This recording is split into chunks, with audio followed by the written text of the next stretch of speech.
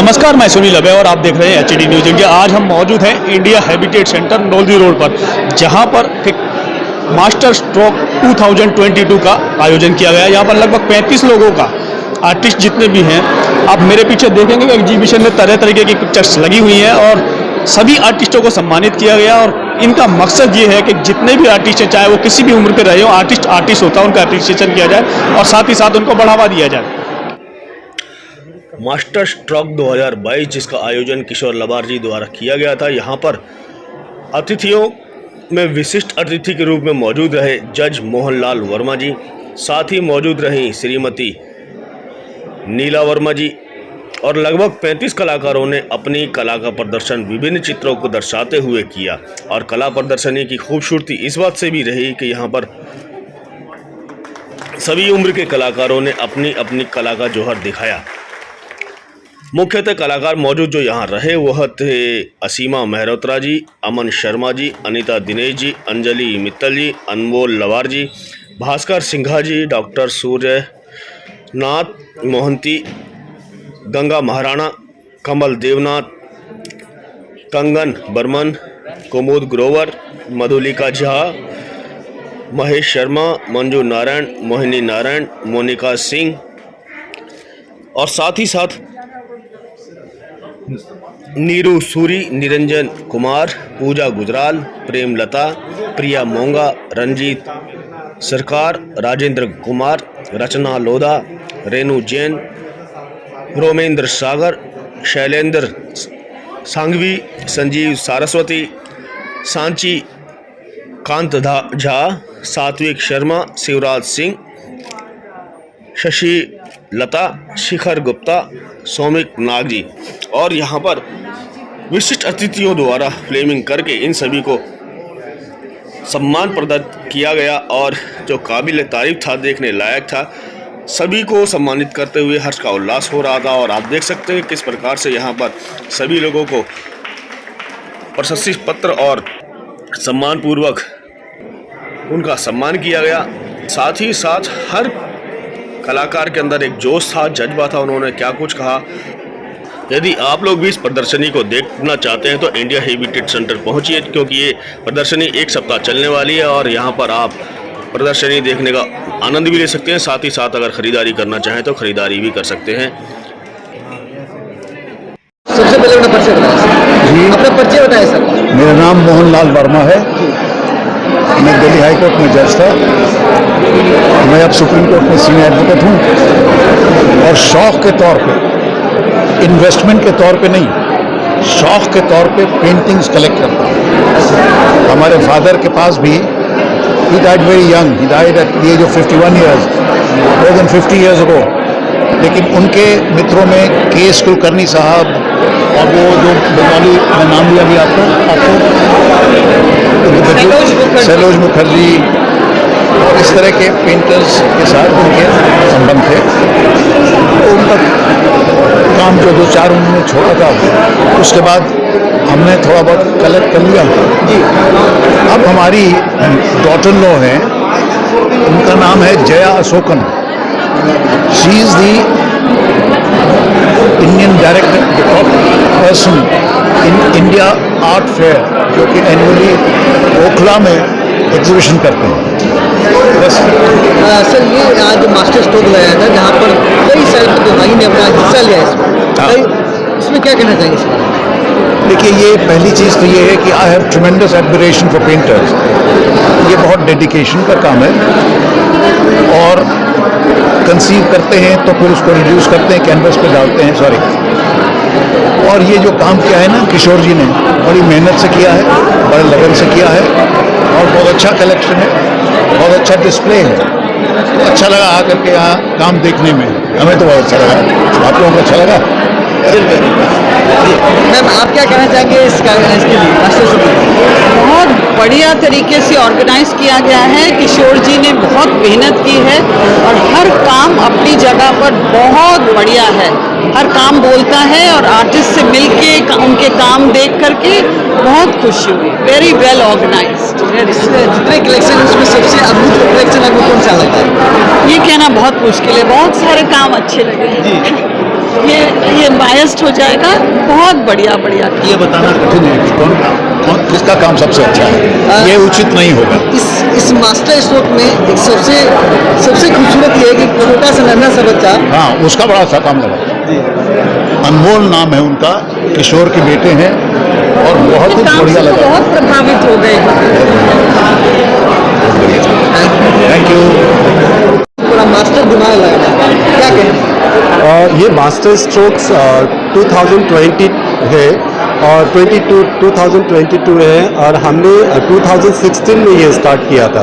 तो वैसे तो आर्ट फील्ड में मेरा 25 साल का एक्सपीरियंस रहा है, लेकिन मास्टर स्ट्रोक्स मैंने 2016 में इसलिए स्टार्ट किया है कि लोगों के दिमाग में मास्टर नाम आते ही एक बड़ा नाम, एक बड़े सीनियर आर्टिस्ट का खूब सारे मतलब काफ़ी मैच्योरिटी, मतलब ये सारे चीज़ दिमाग में आ जाता है। लेकिन क्या होता है कि अगर कोई एक छोटा सा 5 साल का बच्चा भी अगर एक अपना दिमाग से कुछ बनाता है तो वो एक उसके लिए मास्टरपीस हो जाता है। तो इस हिसाब से हम लोग हर साल मास्टर स्ट्रोक्स का एक एनुअल शो करते हैं और ये जो है कि ड्यू टू कोविड हम 2 साल तक कुछ कर नहीं पाए। कोविड के बाद जो है कि 2022 में जो है कि ये हमने ये ऑर्गेनाइज किया है और इस पे कुल मिला के 35 आर्टिस्ट हैं देश के विभिन्न जगहों से, जैसे कि दलाव जी जो हिमाचल प्रदेश से है, चंबा से है और कश्मीर से है, ऐसे ही गुड़गांव, दिल्ली, कुल मिला के 35 आर्टिस्ट हमने सेलेक्ट किया है। सिलेक्शन में जो है कि काफ़ी दिक्कतें आती है क्योंकि क्या है कि ग्रुप शो है तो हमें हर तरीक़ा से देखना पड़ता है कि कोई भी काम किसी के साथ एक दूसरे से क्लैश ना हो जाए। तो सिलेक्शन करके फिर उसके बाद में इसकी एक एक चीज़ में मतलब हमें काम करना पड़ता है कि कैटलॉग से लेके एक टैग से लेके उसके हर चीज़ में हमें मतलब ये काम करना पड़ता है। वैसे और मतलब जो भी मतलब हमारे जो 33 कलाकार यहाँ पे हैं वो पूरे मजे हुए नामचीन कलाकार हैं। सर, किसी जिन भी आर्टिस्ट को आपने यहाँ चुना है, क्या क्राइटेरिया रहता है, क्या मकसद रहता है उनको चुनने के लिए जो उनको एग्जीबिट किया जाए? सर, जो उनकी मेन मकसद हमें ये रहता है कि एक आर्टिस्ट को प्रमोशन करना, एक आर्टिस्ट को प्लेटफॉर्म देना, जो कि हर कोई आर्टिस्ट को प्रमोट करने में हिचकिचाता है। तो क्योंकि काम कैसे भी हो लेकिन वो एक आर्टिस्ट होता है, वो धीरे धीरे करके ही आगे बढ़ता है। तो मेन हमारे एक मकसद रहता है कि आर्टिस्ट को प्लेटफॉर्म देना, कि सीनियर के साथ जूनियर को भी और बॉर्डिंग आर्टिस्ट को भी प्रमोट करना। बात करेंगे तो लगभग देश के सभी कोने से लोग आए हैं। मैं एक छोटा सा सवाल है कि अगर इसमें सिलेक्शन की बात आए तो आपको सबसे अद्भुत कौन सा लगा? अद्भुत का मतलब मैं समझा नहीं आपको क्वेश्चन। जितने भी पेंटिंग है उसमें सबसे अद्भुत आपको कौन सा लगा? सर देखिए, वो तो आपने एक ऐसे क्वेश्चन कर लिया है कि मंदिर में जो है पुजारी में को जाके पूछेंगे कि इसमें से सबसे अच्छा भगवान कौन सा है, क्योंकि मेरे लिए ये एक मंदिर है और मैं एक पुजारी हूँ, मैं कला का पुजारी हूँ। तो मेरे लिए सारे सभी काम मेरे लिए एक ही जैसा है। जैसे अगर पुजारी को पूछेंगे कि अगर गणेश जी को अगर आप पूजेंगे तो वो लक्ष्मी जी ये देती है, वो इस तरीक़ा से होता है। तो ये जो है मैं एक पुजारी हूँ और ये मेरे लिए सारा एक भगवान है। तो ऐसा स्ट्रोक के अलावा आर्टिस्ट के लिए और भी आप मैं आर्ट के लिए काम काफ़ी सारा करता रहता हूँ। मैं वैसे NDMC का, दिल्ली गवर्नमेंट का काफ़ी सारा काम करता हूँ और मैंने जो है कि आर्टिस्ट को प्रमोशन के लिए पब्लिक स्पेस में भी मैं काम करता हूँ। पब्लिक स्पेस में मैं एग्जीबिशंस लगाता हूँ, साल में 3-4 बार पब्लिक स्पेस भी यूज़ करता हूँ गवर्नमेंट की हेल्प से, जैसे NDMC की हेल्प से, MCD की हेल्प से, दिल्ली पुलिस हो गई और भी दिल्ली टूरिज्म, इनके हेल्प से जो है कि मैं उनके हेल्प से आर्टिस्ट को मैं पब्लिक स्पेस में भी प्रमोट करता हूँ। Thank you. मेरा नाम प्रिया मोंगा है और मैं हिमाचल के छोटे से hill station Dalhousie, district Chamba, Himachal Pradesh से बिलोंग करती हूँ। हिमाचल की सुंदरता लफ्ज़ों में बयान करना बहुत मुश्किल है, इसलिए मैंने अपने पेंटिंग्स के माध्यम से अपने हिमाचल कल्चर, यहाँ की सिंप्लिसिटी, सुंदरता और सादगी को अपने पेंटिंग्स के माध्यम दर्शाने की पूरी कोशिश करी है। जी मैम, मास्टर स्ट्रोक 2022 में आप यहाँ मौजूद हैं, तो क्या लगा आपको और क्या प्रेरणा लेते हैं यहाँ से? आप पहली बार आए हैं कहीं?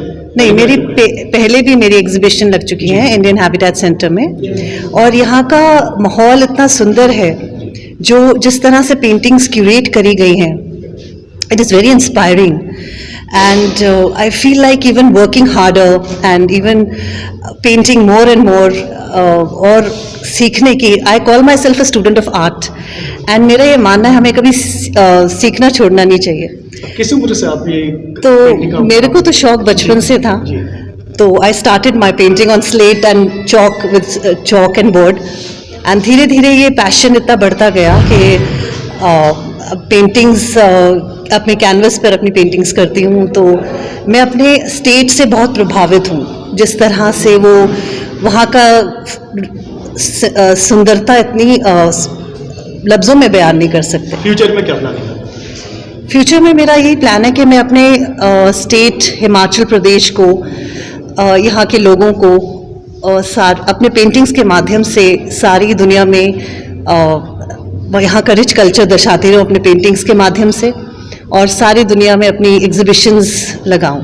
तो यहाँ पर लगभग आपके अलावा कई और भी आर्टिस्ट आ रहे हैं, उनको आप किस नज़रिए से देखते हैं? बहुत ही सुंदर, इतना टैलेंट है यहाँ पे, तो मैं इस टैलेंट को लेकर इतना प्रेरित हो रही हूँ कि अपना काम में आगे और मेहनत करने का मुझे प्रेरणा मिल रही है, और बहुत इंस्पायरिंग यहाँ का माहौल है। जो इस फील्ड में आना चाहते हैं उनके लिए आपका क्या संदेश है?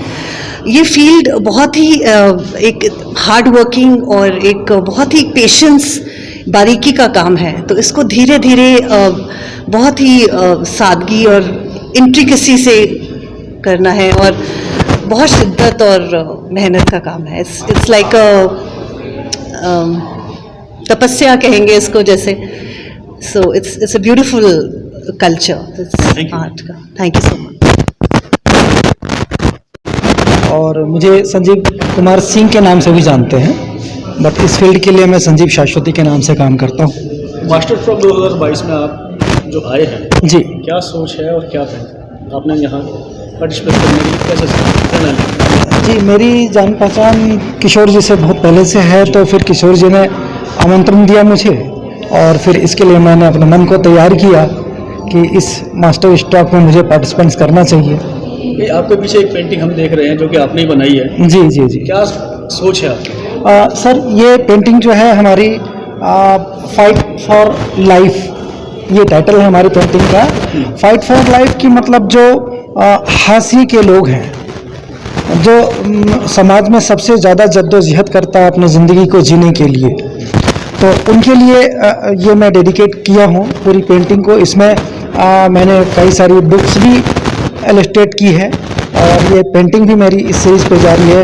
ये बेसिकली रिक्शा पोलर के ऊपर है, लाइफ ऑफ रिक्शा पोलर। मैंने तकरीबन दिल्ली के अलावा तकरीबन जो है 37 मतलब सिटी में काम किया मैंने। तो सर आपको ये प्रेरणा कहाँ से मिली और भविष्य की रूपरेखा क्या है? मैं मतलब बिहार से बिलोंग्स करता हूँ, और जिस फैमिली से बिलोंग्स करता हूँ वो किसान फैमिली है, डाउन टू अर्थ फैमिली है हमारी। और मैं मतलब जब क्लास 3-4 में भी था तो उसी टाइम से मैं इस काम को करता आ रहा हूँ, वहीं से मेरी प्रेरणा मिली है। चलिए, थैंक यू सर। बिलोंग करता हूँ, और एजुकेशन मेरा इंदिरा कला संगीत विश्वविद्यालय खैरागढ़ छत्तीसगढ़ में है आजकल, वहाँ पर उससे किया है मैंने एमए मास्टर स्ट्रोक 2022 में आने का आपका मुख्य उद्देश्य क्या रहा? देखिए, मास्टर स्ट्रोक की यहाँ पर जो हम लोग दबे हुए थे और कई आर्टिस्ट थे साथ में, तो हम अपनी कला को इसके सामने ला करके मास्टर स्ट्रोक के द्वारा जो हमारा स्ट्रोक है उसका परिचय करवा सके हम इसमें। तो हमारा पेंटिंग मेन है स्पिरिचुअल है, जो हमारा स्ट्रोक है सारे स्पिरिचुअल स्ट्रोक है। आप कलर भी देखेंगे स्पिरिचुअल है, स्ट्रोक भी स्पिरिचुअल, सब्जेक्ट तो स्पिरिचुअल है ही। तो हमारे मास्टर स्ट्रोक के द्वारा मैं ये दिखाना चाहता हूँ कि हमारे जो शास्त्र है, जो हमारे धर्म पुराण है, उससे बहुत ऐसी घटनाएं हैं जो हम सही ढंग से नहीं जानते हैं। तो उसमें यही दर्शाने की कोशिश किया है। जो भीष्म था, भीष्म का जो सजा मिला, लोग तो समझते महाभारत में ठीक है बांध के सिया पर उन्होंने सोया, अर्जुन मारा ऐसे, लेकिन उसका रीज़न क्या था? क्योंकि हमारे जो शास्त्र है वो कई युगों से पुराना है ना, तो इसीलिए इसको दिखाया गया कि ये बाण से सजा जो पड़ा है, उन्होंने कुछ ऐसा कर्म किया था, उसका सजा इनको मिला है। तो एक सर्प था जिसको रास्ते में किसी जन्म उन्होंने उठा के कांटे में फेंक दिया था, बाण बोला, तो भीष्म को सर्प ने श्राप दिया था, जिस तरह से मैं सांप के सजा पर हूँ, तुम्हारा भी ऐसे ही प्राण का अंत होगा। लेकिन एक द्वेष भावना था एक दूसरे के अंदर, ईर्ष्या, जो एक दूसरे को सजा दिया, पनिशमेंट दिया, लेकिन उसका परिणाम क्या है, श्री कृष्ण को भोगना पड़ता है। आप देखेंगे यहाँ पर बिच्छू डंग है, यानी गोविंद जो है उनको, वो जो जैसे भी हम लोग आपस में भेदभाव करते हैं तो उसका दंड श्री गोविंद को पड़ता है। इससे पहले भी कई बार इससे पहले भी हम कर चुके हैं, इससे पहले भी हम मास्टर शो प्रेरणा कहाँ से हैं। एक्चुअली मैं जब बहुत छोटा था तो हमारे फादर भी एक अच्छे साहित्य रत्न की उपाधि मिली उनको और अच्छा साहित्यकार थे। तो जब वो अपनी हिस्ट्री बताते थे साहित्य के बारे में तो बार बार मुझे करता मैं इसको चित्र में कैसे लाऊं, और बहुत कोशिश करता था बहुत छोटे से। बाबूजी हमारे बताते थे कि ऐसे ऐसे हुआ था, रत्नाकर के बारे में बताते थे, जो रत्नाकर थे ऐसे ऐसे बताते थे वो आर्ट का। बोले इसको हम ड्राइंग कैसे करें, तो ड्राइंग करते करते हम इसे आर्ट फील्ड में आ गए। एक्चुअली उनका कुछ और था व्यू, जो हम किसी और सब्जेक्ट में जाएं, लेकिन मैं आर्ट में आ गया। एक्चुअली मेरी मदर भी म्यूजिशियन है, फादर भी साहित्यकार है, तो स्वाभाविक है ये आना ही आना है। और थैंक यू। मैं कुमुद ग्रोवर हूँ और त्रिवेणी कला संघ में बहुत साल मैंने काम किया है, approximately 25 years, and I'm a very senior artist. We have been sculpting for a long time और मेरे सब सिलेक्शंस हो चुके हैं, ललित कला में भी, आईफैक्स में भी। यहाँ पर मैं बहुत, ये जो आपके ये है, दिस इज, हाँ, ये मेरी है यूनिटी इन डाइवर्सिटी। इसका मतलब ये, जैसे हमारे भारतवर्ष का सब कुछ है, you know, different type of, अलग अलग किस्म की भाषाएं हैं, अलग अलग किस्म के कल्चर हैं, उसी को लेकर के ये मैंने बनाया है। हिंदू, मुस्लिम, सिख, ईसाई सभी इकट्ठे, यूनिटी इन डाइवर्सिटी। कई वर्षों से आप जो है पेंटिंग कर रहे हैं। जी हाँ, नहीं पेंटिंग नहीं, स्कल्पचर। हाँ, तो आप अपने अभी कई सारे बच्चों को भी तैयार किया होगा, बता सकते हैं कितने बच्चे को आपने तैयार किया? देखिए, ऐसे तैयार नहीं कर सकते। ये होता है, ये सब चीज़ें अंदर से होती हैं। यू नो, अगर आपके अंदर है क्रिएटिविटी तो वो उभर के आ ही जाएगी, चाहे आप कैसे भी करें। और अगर नहीं है तो आप कोशिश करते रहिए। हाँ, थोड़ा बहुत आप में आ जाएगा, लेकिन ज़्यादा नहीं आ पाएगा, क्योंकि creative can not be taught, it has to be, you know, inborn. Ma'am, आपने अपनी ज़्यादातर उम्र इस कला को दी है। जी हाँ, नए कलाकार आ रहे हैं, उनको कैसे देते हैं? यही मेहनत इसमें बहुत है, और मेहनत आपको करनी पड़ेगी, बिना मेहनत के कुछ नहीं होता। क्योंकि मेहनत नहीं करेंगे, क्योंकि स्पेशली स्कल्पचर जो है उसमें बहुत मेहनत है। पहले आप क्ले में करिए, फिर आप उसका मोल्ड करिए, फिर आप वैक्स में निकालिए, फिर ब्रॉन्ज का करिए, तो there is a lot of hard work. At least 3-4 months तो एक पीस को कहीं नहीं गए, कम से कम इतना लग ही जाता है। और फिर आपको आर्टिस्ट के अलावा आपको और लोगों के साथ भी कांटेक्ट रखना पड़ता है, जो वर्कर्स हैं वो आपके साथ अगर तो जुड़ के रहते हैं तो आपका काम अच्छा निकलता है, और वो नहीं अगर काम ठीक से करेंगे तो आपका अच्छा भला बनाया सब काम बर्बाद हो जाता है। ये है। Thank you.